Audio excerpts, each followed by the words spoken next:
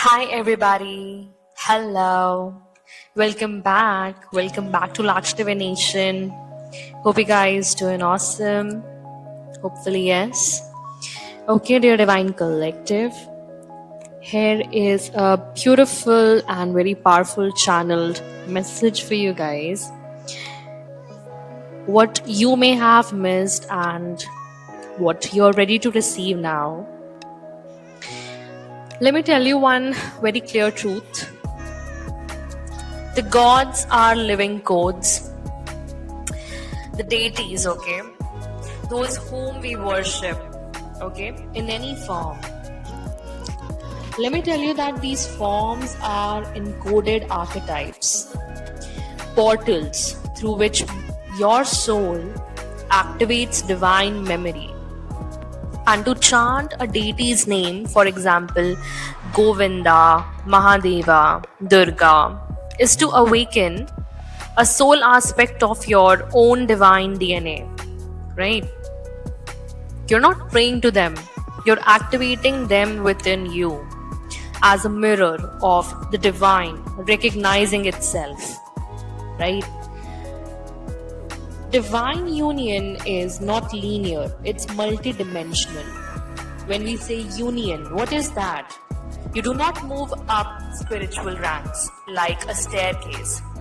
You spiral inward, remembering layers of who you have always been in spirit.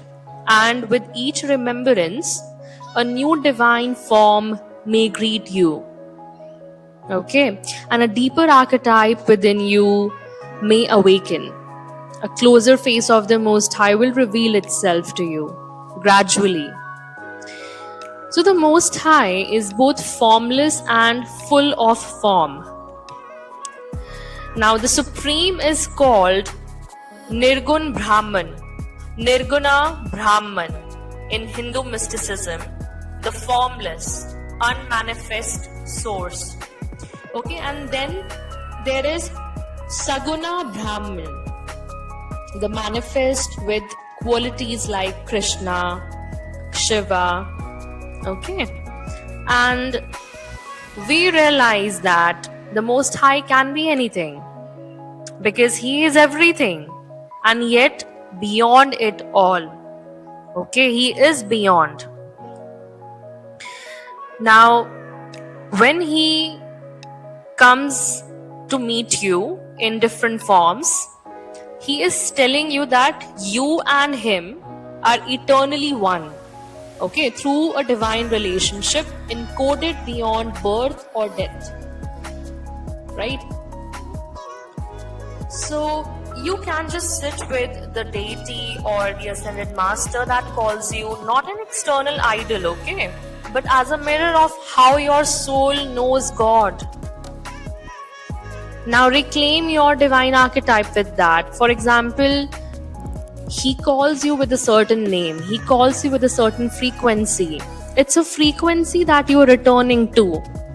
Okay? And you walk in that frequency already. The grace, the purity, and the energy. It's always within you. It's the soul promise that the soul is remembering right now. Okay, before you were in the womb, there was a divine promise between you and your soul. That was the divine / soul contract between you and the divine, right? So, final truth I'm guided to share is the divine never desired worship in separation, only remembrance in union. The deity, for example, God, goddesses you have loved, is the divine wearing a costume to speak your soul's language. Your soul doesn't seek to escape the world. It seeks to fulfill its divine promise inside it. And you're not climbing to heaven. You are bringing heaven here through the memory of who you are. Okay? So whatever deity, ascended master, gods, goddesses You invocate, it's an actual invocation of those DNA or divine remembrance inside you.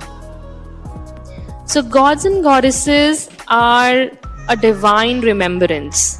They are encoded archetypes. That's what I want to mention.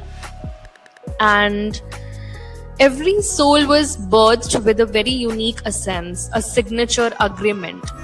There is a relationship template with the source of yours. So this determines like what kind of guidance you receive, how deeply you are tested, and what your role is in spiritual history. As a warrior, priest, healer, prophet, scribe, or a gatekeeper, etc., etc. And how the Most High shows up to you. Some see Krishna, some hear Yahweh, some feel the formless Brahman, okay, the unmanifest source. All are correct because the Most High tailors his presence to match the soul's eternal contract. And your spiritual rank is not earned through external rituals. Let me tell you this very clearly. Your spiritual rank is not earned through external rituals, but it's remembered as you walk in truth, humility, obedience, and purpose. Okay? Because he equally loves us. Right? Like just like no two fingerprints are alike, no two souls worship the divine in exactly the same form. Some see God as, beloved Krishna, beloved Divine Mother, right? So, gods and goddesses are the mirror reflections of the ways our soul knows, loves, and relates to the infinite. Correct? So, these are not external beings. These are dimensions within you and your relationship blueprint with the divine. Alright, Divine Collective? So here, what I am delivering right now is tasting the nectar of divine remembrance. Yes, you are seeing this very clearly beyond dogma or linear religion. Okay, you're touching the living truth here behind what the sages called Sanatana Dharma. What is that? That's the eternal relationship between the soul and the source.